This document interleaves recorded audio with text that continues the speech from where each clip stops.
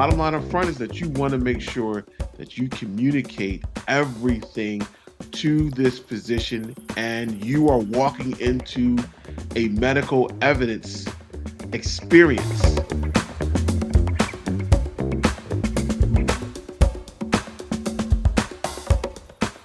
Hey, what's going on? This is Jerome. Thanks for stopping by the channel. And today we are going to talk about how to prepare, or what you should do to prepare for the VA exam. So as a quick recap, you've met with your physician, the MEB physician. You told him or her everything that you about you and all of the different injuries. And then you met with your MSC officer, the military service coordinator, who basically asks you what you want in the file, who's a representative of the VA. And now you're at the point where you're about to see the physicians. This period of time is extremely anxious, a very nervous period of time, because you don't really know what they're going to ask you. And so you're trying to figure out, like, what should I do? You go on these Facebook groups and figure out, like, what should I ask? Does anybody have any advice? Well, here's my bottom line up front.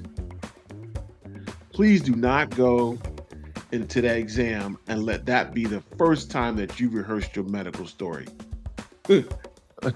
Please do not go into that exam and let that be the first time that you rehearsed your medical story. Think of it like going to a board and that's the first time that you've rehearsed for that experience. You can't do that. Okay. So the other piece of this is that the exam is a medical evidence experiment. The VA is gathering information on you. They're asking information about your injuries and how they occurred, and they're building a medical case,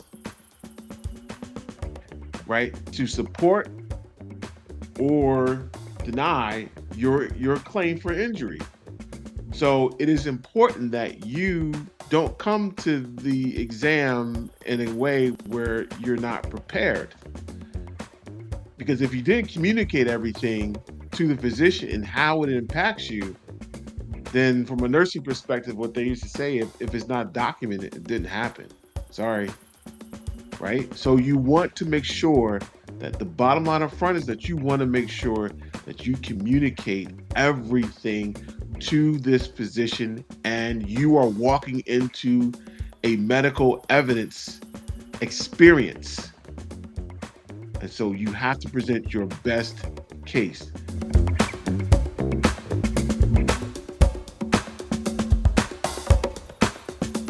Now, let me give you a backstory of a friend of mine who went through the medical board recently, and we were talking about how to prepare. He said, so basically,